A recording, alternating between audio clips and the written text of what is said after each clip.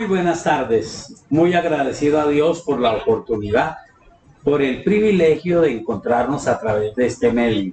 Un abrazo muy cariñoso, muy especial para cada uno de nuestros hermanos en la fe, los queridos hermanos de la Iglesia Cuadrangular en la ciudad de Armenia, las sedes del barrio Providencia y la sede del barrio Popular y sus anexos Montenegro, Calarcá. Un abrazo para los hermanos en la hermosa ciudad de Tuluá. Que Dios les bendiga de una manera especial. Y también, claro que sí, un abrazo para cada persona que por alguna razón se conecta a este programa. Que el Dios del cielo le bendiga.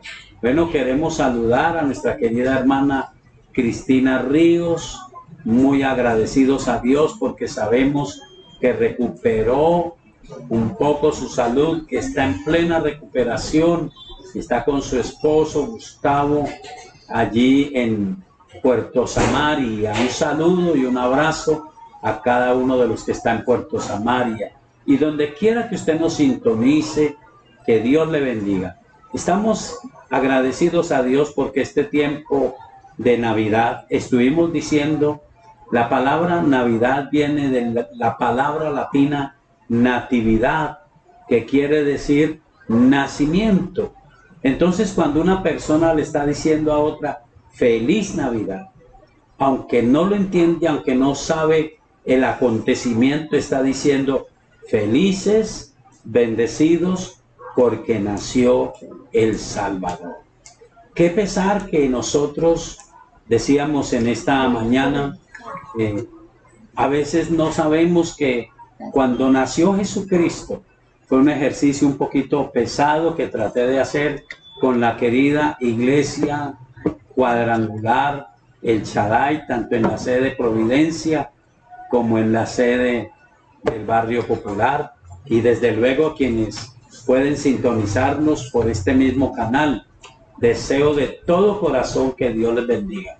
Lo que estuvimos diciendo es que las profecías se cumplieron en Jesús y fueron algo más de 100 profecías que se cumplieron en el nacimiento de Jesús. Me llama la atención y era el énfasis en esta mañana, un poco dispendioso, pero leer con ustedes en el Evangelio de San Lucas, Santo Evangelio de San Lucas, en el capítulo 22, y dice lo siguiente, el versículo 35, y a ellos dijo, cuando os envié sin bolsa, sin alforja y sin calzado, ¿os faltó algo? Ellos dijeron nada. Y les dijo, pues ahora el que tiene bolsa, tómela, y también la alforja, y el que no tiene espada, venga su capa y compre una, porque os digo que es necesario que se cumpla todavía en mí aquello que está escrito. Y fue contado con los inicuos, porque lo que está escrito de mí tiene cumplimiento. Todas las profecías del Señor Jesucristo que se cumplieron en su nacimiento, todas las profecías que están establecidas para el tiempo de la iglesia, para su segunda venida, se cumplirán. Tendrán un cumplimiento exacto y pleno. Y estábamos usando algunos textos, sobre todo Primera de Corintios capítulo 13, donde la palabra nos enseña que aún conocer todos los misterios, aún tener toda la fe, aún tener un corazón dadivoso, no es nada si no tenemos amor. Tenemos que pedirle al Dios del cielo que podamos creer en su muestra de amor. La Navidad es la muestra de amor del Dios del cielo. Y es un regalo que permanece para todos los que podamos creer en Él. No vino a reprochar, no vino a manifestar lo pecaminoso, lo fracasado de nuestras vidas, sino, como dice Él mismo en su palabra, a buscar y a salvar lo que se había perdido. Así que Él tiene un amor especial por nosotros, pero nosotros tenemos que oír el Evangelio, tenemos necesidad de, una vez oído, creerlo, pero una vez que lo creamos, tenemos la oportunidad de aceptarlo o rechazarlo. Recuerde que la Escritura dice que en los tiempos de Jesucristo muchos sacerdotes creían en él, pero no se atrevían a reconocerlo por temor a que los principales sacerdotes los expulsaran de las sinagogas, y dice la Biblia que lo hacían porque amaban más la gloria de los hombres que la gloria de Dios. La gloria de Dios no es, seguramente es mucho más de lo que yo pudiese decir, pero no es mirar hacia lo alto y ver un ser supremo, inalcanzable. La gloria de Dios es ver un Dios misericordioso, que nos vio muertos en nuestros delitos y pecados y que decidió descender de la gloria, tomar forma humana, encarnarse, nacer de una virgen para dar una oportunidad de salvación a los seres humanos. Ahora está profetizado también, decíamos en esta mañana, y tocamos dos tópicos. Primero, la comezón de oír, el deseo de oír siempre algo nuevo, y la necesidad de encontrar no una palabra, no una iglesia que nos enseñe la palabra, sino un lugar donde se acepte nuestra forma de ser. Y según la profecía bíblica, en este último tiempo se amontonarán maestros que enseñarán conforme a los deseos de cada persona. La segunda profecía, hay muchísimas, es un letargo espiritual, un desaliento en la vida espiritual, una confianza exagerada y no una profundidad de búsqueda. Pero yo quiero hablar en esta tarde de una profecía establecida por él, y es también algo que se tendrá que cumplir. En el libro de los Hechos, en el capítulo 2, la Biblia nos muestra tal vez a la persona que uno diría sería la menos autorizada, pero Dios lo restauró. Jesucristo lo buscó, el apóstol Pedro. Después de haber olvidado las palabras proféticas de Jesús, no tuvo cuidado con su vida espiritual, no tuvo cuidado con lo que hacía, pero dentro de las palabras proféticas, Jesús le dijo: Satanás te ha pedido para zarandearte, pero yo he orado por ti, que tu fe no falte. Y entonces Jesús lo restauró.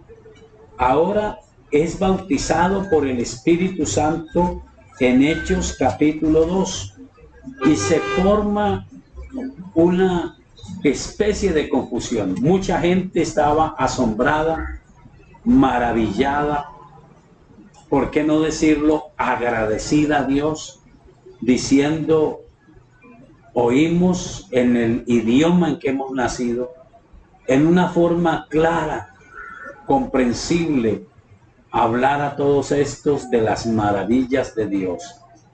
Pero otros se burlaban y decían: están llenos de mosto. Esa constante seguirá, pero la palabra profética que yo quiero compartir con ustedes es la establecida por el apóstol Pedro. Hechos capítulo 2, versículo 14 dice: entonces Pedro, poniéndose en pie con los 11, alzó la voz y les habló diciendo: varones judíos y todos los que habitáis en Jerusalén, esto os sea notorio y oíd mis palabras, porque estos no están ebrios como vosotros suponéis, puesto que es la hora tercera del día. Mas esto es lo dicho por el profeta Joel. Y en los postreros días, dice Dios, derramaré de mi espíritu sobre toda carne, y vuestros hijos y vuestras hijas profetizarán, vuestros jóvenes verán visiones, y vuestros ancianos soñarán sueños, y de cierto sobre mis siervos y sobre mis siervas, en aquellos días derramaré de mi espíritu, y profetizarán. Y daré prodigios arriba en el cielo, y señales abajo en la tierra, sangre y fuego y vapor de humo. El sol se convertirá en tinieblas, y la luna en sangre, antes que venga el día del Señor grande y manifiesto. Y todo aquel que invocare el nombre del Señor será salvo. Interesante mirar el texto bíblico del cual se deriva esta palabra, porque los que estudiamos la Biblia sabemos que hay profecías que son de doble cumplimiento o de pleno cumplimiento. Creemos que esta palabra está en pleno cumplimiento. Estamos en el tiempo del fin, en el tiempo del adormecimiento espiritual, en el tiempo de los deseos personales, de la comezón de oír, pero estamos en el tiempo en que el Espíritu Santo bautiza con su poder y con su gloria a cada hombre y a cada mujer del Dios del cielo. ¿Qué se necesita? Lucas capítulo 11 dice que usted necesita pedirlo, buscarlo, insistir para que venga de la mano poderosa de Dios esa bendición, que usted sea bautizado o bautizada con el Espíritu Santo. Creo que nuestro propósito en este final de año y en el tiempo que Dios nos permita es, dentro de nuestra renovación espiritual, dentro de nuestro tiempo de restauración espiritual, buscar el bautismo en el Espíritu Santo. Las bendiciones que tenemos al ser bautizados en el Espíritu Santo, uno lee Hechos 1:8 y allí dice: pero recibiréis poder cuando haya venido sobre vosotros el Espíritu Santo, y me seréis testigos en Jerusalén, en Judea, en Samaria y hasta lo último de la tierra. Creo que es tener el poder de parte de Dios para testificar, para hablar de las maravillas de Dios en un mundo enfermo, en un mundo con ataduras. Nunca como antes la gente tiene tantos problemas mentales, nunca como antes la gente está llena de ansiedades, de depresiones, de temores, de decepciones, pero el Espíritu Santo no solamente es lo que nosotros decimos, es lo que Él hace en el corazón de las gentes. Pero en este pasaje nos abre un poco más el panorama de lo que es la obra del Espíritu Santo. Dice: vuestros hijos y vuestras hijas profetizarán. En la palabra bíblica, profetizar de parte de Dios tiene dos acepciones o dos sentidos. Uno es anunciar de parte de Dios. Está bien que tenemos que decir a veces de la necesidad del arrepentimiento, porque en el libro de Joel usted empieza viendo que primero Dios pide una búsqueda, un sincero arrepentimiento, y luego dice: derramaré de mi espíritu. Eso es verdad. Pero cuando nosotros hablamos de la obra del Espíritu Santo, profetizamos de los buenos propósitos de Dios. El apóstol Pedro aquí habla a la gente se llena de compunción, se llenan de quebrantamiento y le dicen qué debemos hacer para ser salvos. Y él no les dice: es imposible, ustedes no pueden. Él les dice: arrepiéntanse, sean bautizados en el nombre del Señor Jesucristo, porque ellos no aceptaban el ser bautizados en el nombre del Señor Jesucristo, porque lo tenían, decíamos en esta mañana, por las profecías bíblicas. A los conocedores de la ley y de la escritura no les daba el razonamiento. Ellos decían: este lo conocemos, sabemos que es de Nazaret, sabemos que tiene un papá, aunque hay la sospecha que la mamá le fue infiel al papá, pero nosotros conocemos al papá, a la mamá, a los hermanos, pero ellos ignoraron todo lo que tiene que ver con el poder de Dios. Cómo Dios envió a su ángel, al ángel Gabriel, a una joven en Nazaret, pero como un emperador fue tocado por Dios para hacer que se fueran a censar a Belén. Y por eso Jesucristo nació en Belén y estuvo en Belén un tiempo hasta que tuvo que ser enviado a Egipto para salvar la vida, para que se cumpliera otra profecía. Y todos los sucesos usted encontró, o espero que los hermanos escudriñen la escritura que les di esta mañana y pueden encontrar que Jesús vio el cumplimiento exacto. Y él dice, todo lo que está escrito de mí tiene cumplimiento. Esto está escrito de él. Él dijo que él era el que bautizaba en el Espíritu Santo. Así que la segunda acepción de profetizar no solamente es anunciar cosas buenas, es predicar el Evangelio.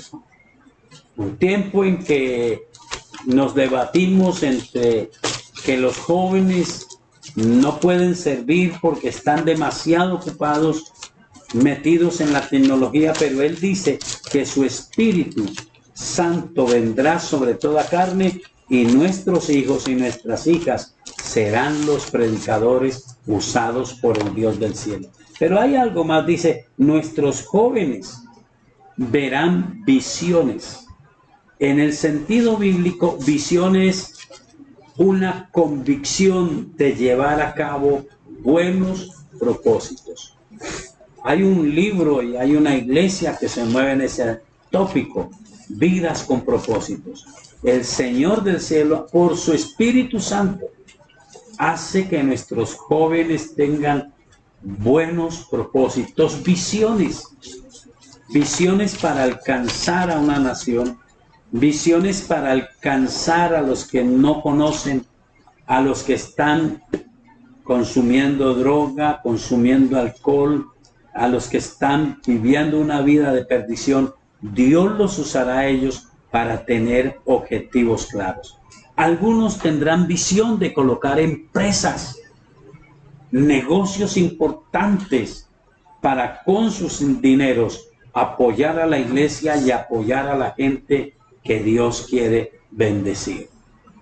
Pero dice que los ancianos, los que ya dijeron ya no fue más, ya esto fue el todo, dice que tendrán sueños. Sueños es aspiración de alcanzar grandes cosas. Él dice que nos dará sueños. Usted puede recibir esta bendición. No solamente las profecías de cuidarnos, de mantenernos, claro que sí, de despertar del sueño espiritual, de empezar un tiempo de búsqueda de profundidad, pero es el buscar el bautismo en el Espíritu Santo. Es el decirle, Señor, yo creo en el bautismo del Espíritu Santo. Te pido que me bautices. Es empezar a buscarlo. Hace muchos años escuché a un pastor, me pareció interesante. Alguien le dijo, pastor, yo he pedido el bautismo del Espíritu Santo por años y nunca lo he recibido. Él le dijo, te puedo dar dos consejos. El primero, que creas que Dios sí tiene un bautismo en el Espíritu Santo para ti. Sí es real, sí existe. El segundo, que aunque tú digas no lo he recibido, te comportes como una persona bautizada en el Espíritu Santo. El apóstol Pedro había sido alguien que negó a Jesús. Había sido alguien, excúseme si no me lo entiende así, que usó mal sus cualidades de líder y volvió a convidar a sus compañeros a pescar, olvidando las palabras que Jesús les había dicho. Pero cuando el Espíritu Santo lo llenó, él se colocó en pie. Había una multitud tan grande que podemos ver por la Escritura. Unos decían, burlándose, están embriagados, y otros decían, no puede ser, esto es de parte de Dios. Él predicó esta palabra y cuando él les dijo qué hacer, la Biblia dice que después de oírlo a él, ¿qué hacer? Arrepentirse, reconocer al Señor Jesucristo. Vino la bendición sobre ellos y se añadieron 3,000 personas. Puede imaginarse entonces, si hicieron decisión por Cristo 3,000, ¿cuántas personas había? Y no hubo temor, no hubo temblor, hubo convicción de fe, porque Dios lo llenó de su Espíritu. Tú puedes buscar la llenura del Espíritu Santo. Y es importante entonces que afirmes esta tarde tu corazón en el Señor Jesucristo. Él no nacerá. Decíamos que la controversia que han levantado las fuerzas espirituales es que unos quieren adorar al niño, pero no quieren reconocer al Señor y al Salvador. Otros quieren adorar a la mamá, pero no al Redentor, al que nació para ser el único mediador entre Dios y los hombres. Afirma tu corazón y pide el bautismo del Espíritu Santo. Ora conmigo en esta tarde. Soberano Dios, yo sé que tú viniste a la tierra y que ese acontecimiento, no me importa la fecha, fue realmente algo que pasó y que ahora, Señor, tú puedes perdonar mis pecados, limpiarme con tu sangre preciosa. Te reconozco como mi Señor y mi Salvador. Perdóname de todos mis pecados. Límpiame con tu sangre preciosa. Señor, escribe mi nombre en el libro de la vida y no dejes que sea borrado jamás. Señor Jesucristo, pido que me bautices con el Espíritu Santo. Quiero esa presencia maravillosa. Yo sé que el Espíritu Santo ha hecho grandes obras en mi vida, pero hoy quiero ser bautizado. Y pido, Señor, que me ayudes. Ayúdame, Espíritu Santo, para yo mantener una vida de entrega, de comunión, de búsqueda, creyendo en tu gran obra. Gracias, Señor. Gracias, Espíritu Santo, porque tomo la decisión de considerar que me has bautizado y que lograré buscar, lograré seguir insistiendo hasta que ese bautismo sea una realidad como lo es, en el nombre del Señor Jesucristo. Amén. Si hiciste esta oración, sería para nosotros fabuloso, sería una bendición poderte ayudar en la vida espiritual. Comunícate al WhatsApp 315-458-9562. Si nadie te contesta, no importa, deja el mensaje. Nos comunicaremos, uno de nuestros servidores se comunicará contigo, te ayudará en lo que podamos para el crecimiento de la vida espiritual. Bueno, continuaremos con la parte de nuestro programa Biblia Abierta. Bendiciones.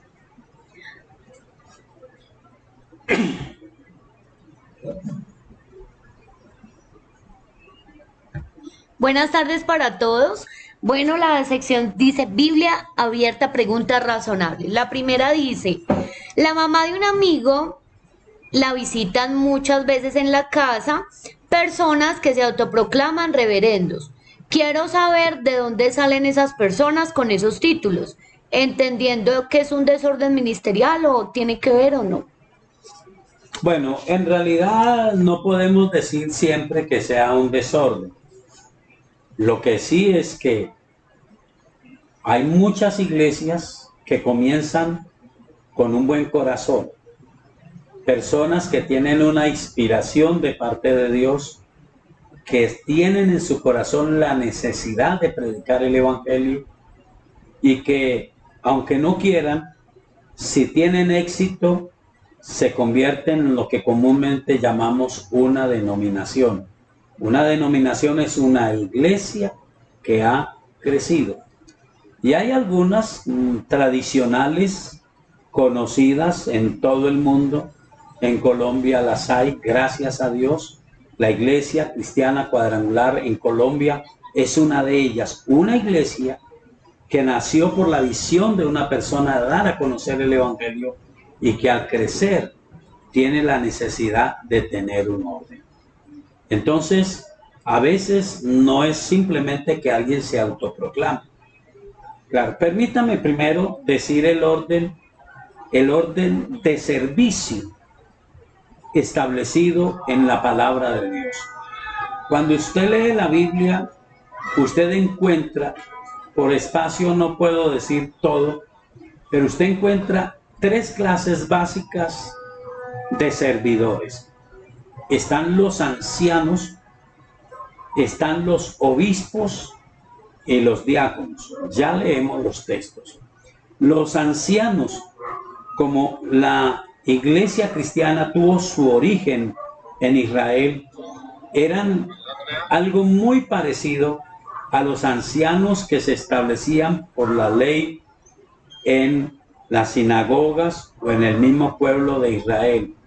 No necesariamente eran personas de edad, eran personas que por su testimonio, por su compromiso y por conocimiento de la Escritura, tenían autoridad para tomar decisiones.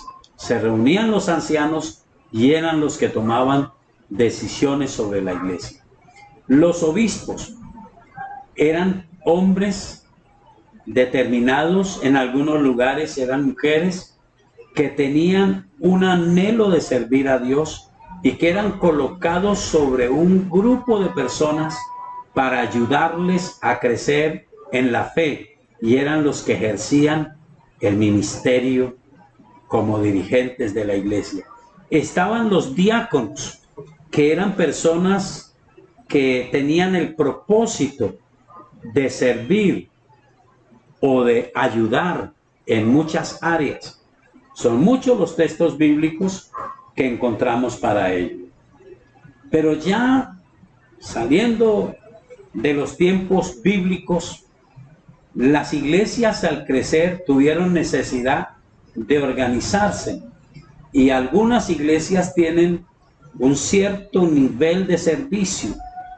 Los pastores empiezan como obreros, cada iglesia tiene un orden diferente, luego tienen algunos el título de pastores autorizados, y cuando ya avanzan en servicio, en fidelidad, en reconocimiento, entonces algunos los llaman ordenados o reverendos. Sí sucede que muchas personas, porque el nivel de servicio ya se estableció basado en los 5 ministerios. Mire que es complejo el tema. Los ministerios establecidos por el mismo Señor Jesucristo fueron 5. Efesios capítulo 4, del versículo 11 en adelante, dice: el mismo estableció a algunos apóstoles, profetas, evangelistas, pastores y maestros. Pero en estos tiempos modernos, así como hay muchos que se llaman apóstoles, sí los hay, pero hay muchos que se llaman, también hay muchos que se llaman pastores autoproclamados o reverendos autoproclamados. Si usted mira en la Biblia, cada persona tenía una serie de condiciones. Por ejemplo, el comienzo de los servidores. La Biblia dice que la iglesia pasó por una crisis. Los apóstoles tenían que encargarse de todo, pero habían muchos buenos hombres y mujeres de Dios. Y entró, como siempre, el descontento, la murmuración. Dice que las personas de origen griego se quejaron de que eran tratados con discriminación, que no había la atención para ellos. Y los apóstoles se reunieron, oraron a Dios y dijeron: no es justo que nosotros dejemos el ministerio de la oración y de la palabra para dedicarnos a atender las mesas para que no haya conflicto. Vamos a buscar. Iremos por favor en Hechos capítulo 6. Este es el principio de los diáconos o servidores. Hechos capítulo 6. Con lo anterior quiero que usted vea que no hay problema si una persona tiene este título y está avalada por una iglesia, o está comenzando y está creciendo y está haciendo una bendición, porque es un principio de orden. Pero sí es un desorden cuando la persona se autoproclama y fuera de eso se le olvida lo que dice la Escritura. El árbol bueno debe dar buen fruto y el árbol malo no puede dar buen fruto, porque por sus frutos los conoceréis. Capítulo 6 de Hechos. Dice: en aquellos días, como creciera el número de los discípulos, hubo murmuración de los griegos contra los hebreos, de que las viudas de aquellos eran desatendidas en la distribución diaria. Entonces los 12 convocaron a la multitud de los discípulos y dijeron: no es justo que nosotros dejemos la palabra de Dios para servir a las mesas. Buscad pues, hermanos, de entre vosotros a 7 varones de buen testimonio, llenos del Espíritu Santo y de sabiduría, a quienes encarguemos de este trabajo, y nosotros persistiremos en la oración, el ministerio de la palabra. Agradó la propuesta a toda la multitud y eligieron a Esteban, varón lleno de fe y del Espíritu Santo, a Felipe, a Prócoro, a Nicanor, a Timón, a Pármenas y a Nicolás, prosélito de Antioquía, los cuales presentaron ante los apóstoles, quienes orando les impusieron las manos, y crecía la palabra del Señor, y el número de los discípulos se multiplicaba grandemente en Jerusalén. También muchos de los sacerdotes obedecían a la fe. Recuerde este principio básico. Los hombres que fueron escogidos podían haber sido mujeres. Las mujeres que sirven hoy como diáconos en una iglesia, como servidores, el diácono ya no se usa casi, se usa el nombre servidores. Es necesario que sean de buen testimonio, llenos del Espíritu Santo y de sabiduría, porque no es una jerarquía, no es el que manda más que el otro, es el que sirve. Pero en el servir a veces tiene que tratar a la gente, necesita buen testimonio y sabiduría, aún para decirle a una persona: por favor, ocupe esta silla, por favor, haga así. Aún en este tiempo tan complejo, aunque la mayoría de pastores lo hacemos desde el frente y muchas veces no lo hacemos, por favor ponga su celular en silencio, allí le guardará los mensajes, porque si está esperando un mensaje muy urgente, entonces al sonar su celular usted va a distraer a la gente que está pendiente de la adoración, de la oración, de la palabra. Entonces, hasta para decirle a una persona: por favor, guarde su celular, póngalo en silencio. No sé si a usted le ha pasado, estamos en la celebración y suena el celular.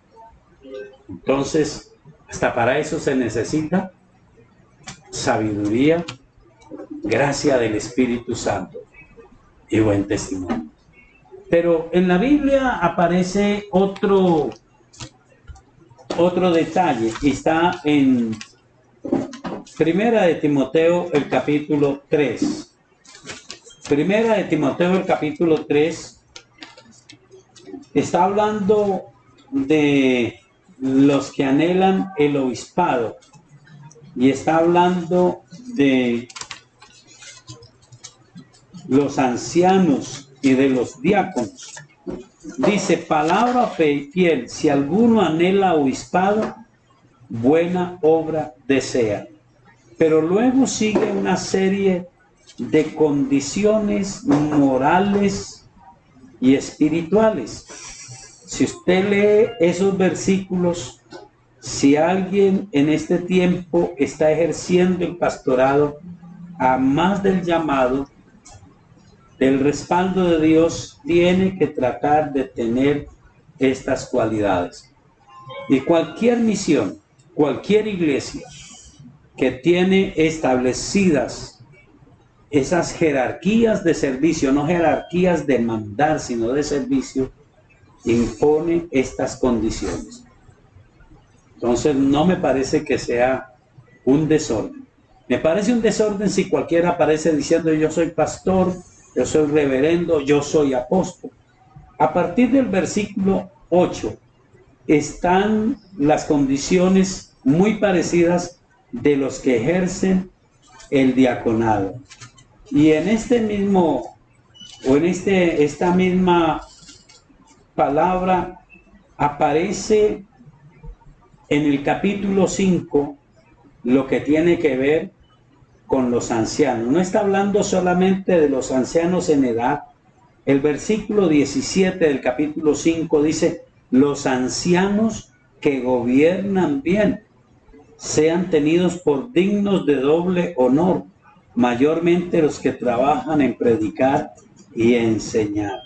Pues la escritura dice, no pondrás bozal al buey que trilla, y digno es el obrero de su salario. Entonces, repito, esos eran los títulos en el Nuevo Testamento, pero la iglesia se fue organizando y se fueron estableciendo los ministerios. Insisten los ancianos que ayudan al pastor, que tratan los asuntos que tienen que afectar a la iglesia. Están los diáconos o los servidores, que ya no se llaman diáconos, porque en un momento dado se equivocaron y pensaron que ellos ejercían el gobierno de la iglesia, pero el gobierno de la iglesia lo ejerce Dios, y a través de la palabra de Dios lo ejercen los pastores en unión con los ancianos y con los servidores.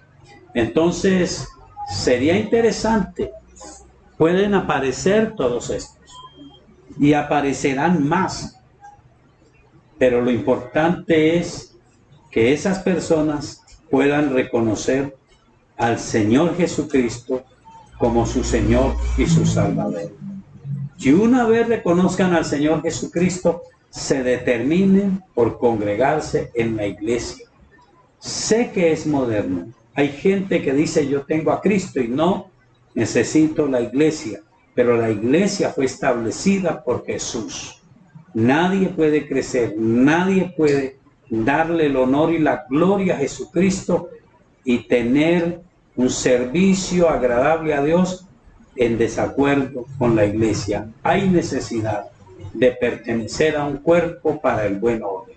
Espero entonces que usted pueda discernir y pueda saber si estas personas están enviadas por una iglesia, y entonces la persona tendría que decidirse primero por Cristo y luego por decidir dónde se va a congregar.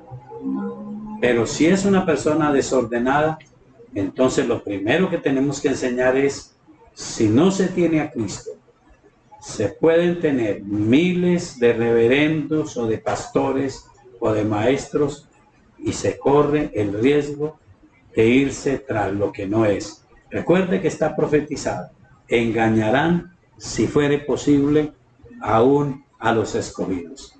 Que Dios le bendiga, y espero haber contestado la pregunta. Bueno, la segunda dice, ¿por qué la Biblia dice que soy libre, entonces tengo libertad para pecar? Vuelvo y repito, si la Biblia dice que soy libre, entonces tengo libertad para pecar.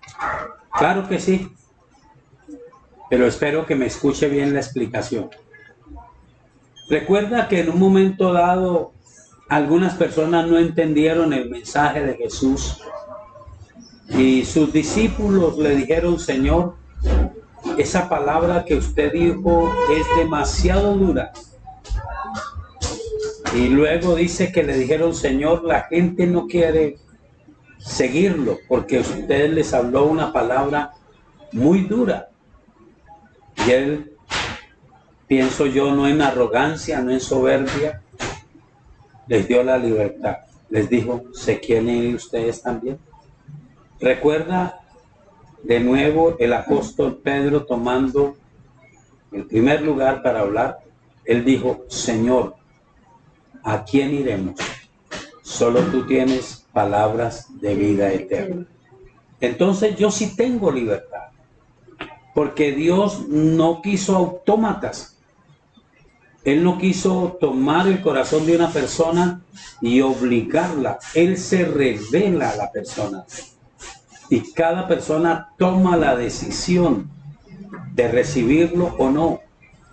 Y cuando toma la decisión de recibirlo, es perdonada de sus pecados, se convierte en un hijo de Dios, recibe el sello del Espíritu Santo, que inicialmente es la voz de Dios dentro de nosotros, ayudándonos a hacer lo correcto, a descubrir la vida espiritual.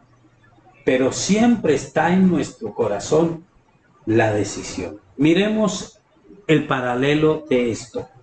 Romanos, el capítulo 6, si no estoy mal. Los primeros versículos nos hablan del simbolismo del bautismo en agua. Y nos dicen que cuando somos bautizados, estamos simbólicamente diciendo que morimos al pecado y tenemos una nueva vida en Cristo Jesús. En el versículo 14 empieza diciendo, porque el pecado no se enseñoreará de vosotros, pues no estáis bajo la ley, sino bajo la gracia. ¿Qué pues? ¿Pecaremos porque no estamos bajo la ley, sino bajo la gracia? En ninguna manera. ¿No sabéis que si os sometéis a alguien como esclavos para obedecerles, sois esclavos de aquel a quien obedecéis, sea del pecado para muerte, o sea de la obediencia para justicia? Pero gracias a Dios, que aunque erais esclavos del pecado, habéis obedecido de corazón aquella forma de doctrina a la cual fuisteis entregados, y libertados del pecado vinisteis a ser siervos de la justicia. Hablo como humano por vuestra humana debilidad, que así como para iniquidad presentasteis vuestros miembros para servir a la inmundicia y a la iniquidad, así ahora para santificación presentad vuestros miembros para servir a la justicia. Porque cuando erais esclavos del pecado, erais libres acerca de la justicia.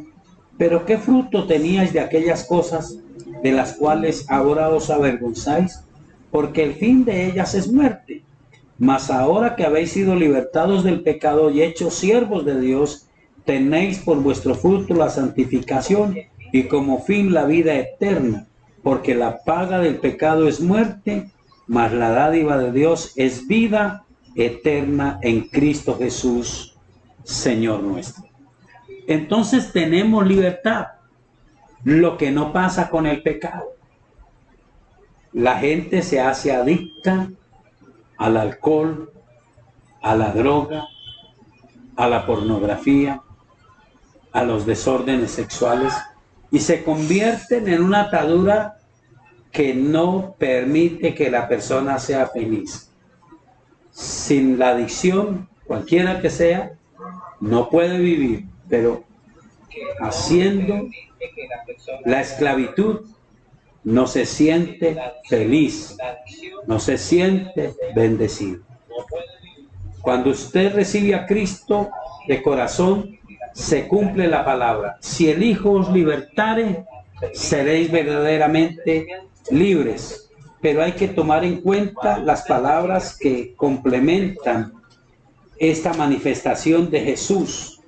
En Hechos, el capítulo 8, dice el versículo 31, dijo entonces Jesús a los judíos que habían creído en él, si vosotros permaneciereis en mi palabra, seréis verdaderamente mis discípulos y conoceréis la verdad, y la verdad os hará libres.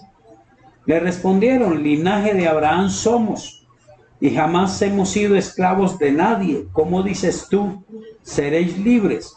Jesús le respondió: de cierto os digo, que todo aquel que hace pecado, esclavo es del pecado. Y el esclavo no queda en la casa para siempre, el Hijo sí queda para siempre. Así que si el Hijo os libertare, seréis verdaderamente libres. Está diciendo la palabra que si nosotros creemos en Jesús de Nazaret y tomamos su palabra y permanecemos en ella, somos sus discípulos, los que estamos al pie de Jesús para aprender y le servimos a Él. De alguna manera tenemos que servirle, porque no podemos darnos el lujo de seguir sirviendo al pecado, seguir haciendo las obras de la carne y pretender seguir a Jesús. En la Biblia eso no es aceptable. Jesús dijo: este pueblo de labios me honra, pero su corazón está lejos de mí. Hablando de las épocas modernas, dice: tienes nombre de que vives, pero estás muerto. Si un cristiano está en el Señor Jesucristo, entonces tiene libertad, pero decide. Es su decisión libre, espontánea, personal. Quiero servirle al Señor. Quiero hacer su voluntad. Y lo que hace el Espíritu Santo es fortalecerle y ayudarle.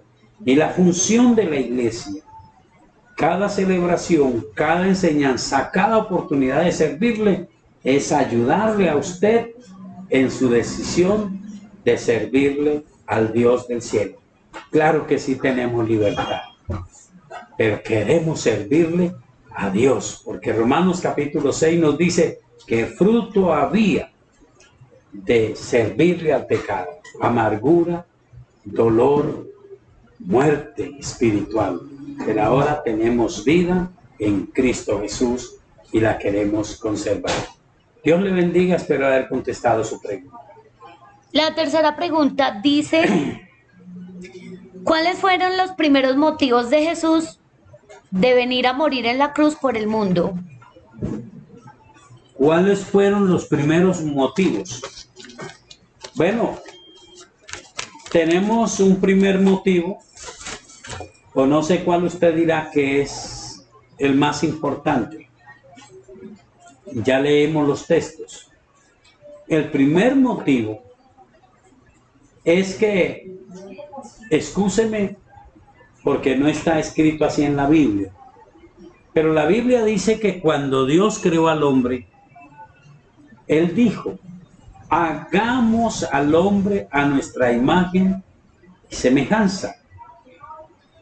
Y en nuestra forma doctrinal de creer, porque la Biblia dice que Dios no nos creó como los ángeles, nos hizo fue a su imagen y semejanza. Incluso cuando habla de Jesucristo en su forma humana, dice que Dios lo hizo un poco menor que los ángeles, pero con el potencial de ser mayor a los ángeles. Entonces, lo primero que vemos es eso. Cuando son expulsados del huerto del Edén, Adán y Eva, de nuevo vemos a la divinidad diciendo: no sea que el hombre extienda su mano al árbol de la ciencia del bien y del mal y venga a ser como uno de nosotros. De nuevo creemos que no era como los ángeles, sino era la divinidad, el Padre, el Hijo y el Espíritu Santo.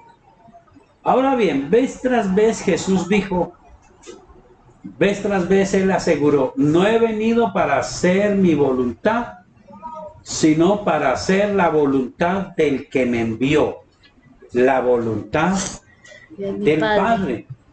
Entonces, aunque no está escrito en la Biblia en esos términos, creemos que la divinidad trabajó para salvar al hombre y no había nada todo lo que Dios estableció para el pueblo judío, sacrificios de toros, de machos cabríos, la sangre de los sacrificios, no anulaba el pecado, no quitaba el pecado, pero la sangre de Jesucristo sí quitó el pecado del hombre. Ahora, creemos que se estableció cómo salvar al hombre. Dios propuso el plan. Jesucristo lo aceptó. El Espíritu Santo lo confirma. Son muchos los textos que pudiera usar, pero voy a mirar básico en San Juan, el capítulo 6. San Juan, el capítulo 6, son muchos otros textos donde Jesús usó palabras semejantes, pero voy a usar San Juan capítulo 6 en esta tarde para reforzar lo que estuve compartiendo. Verso 38. Versículo 38. Porque he descendido del cielo no para hacer mi voluntad, sino la voluntad del que me envió. Y esta es la voluntad del Padre, el que me envió, que de todo lo que me diere no pierda yo nada, sino que lo resucite en el día postrero.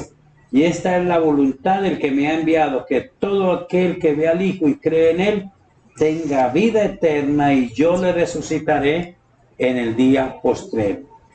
Entonces, usted coloca cuál es primero. Jesús vino a hacer la voluntad de Dios. Por eso cuando Pilato le dijo, háblame, que tengo el poder para soltarte, él dijo, no, no tienes ningún poder. Realmente nadie me quita la vida. Yo tengo el poder de poner mi vida y volverla a tomar. ¿Pero por qué hizo eso? La Escritura dice en 2 de Corintios capítulo 8. 2 de Corintios capítulo 8, creo que todos lo sabemos. 2 de Corintios el capítulo 8. Y vamos a buscar el versículo 9. Porque ya conocéis la gracia de nuestro Señor Jesucristo, escúchelo, que por amor a vosotros, se hizo pobre, siendo rico, para que vosotros con su pobreza fueseis enriquecidos. Entonces, ¿cuál sería el mayor motivo? El amor a nosotros. Increíble. Él dijo, nadie tiene mayor amor que este, que uno dé su vida por sus amigos. Pero la Biblia asegura que siendo enemigos irreconciliables de Dios, Cristo murió por nosotros. Nos ama el Señor Jesucristo. Pero el Padre Celestial, la divinidad, estableció el plan de salvación. Y Jesús lo cumplió. Por eso Él tenía que ir a la muerte en la cruz del Calvario, llevar sobre su cuerpo nuestros dolores, nuestros pecados, nuestras enfermedades, traer la paz para nosotros, la reconciliación con Dios. Y por eso Él es el Cordero de Dios que quita el pecado del mundo. Qué bueno que usted se afirme y que usted pueda tomar la decisión. Si Él me ha amado y me ha servido, yo debo de amarle y debo de servirle, porque nadie tiene mayor amor que este.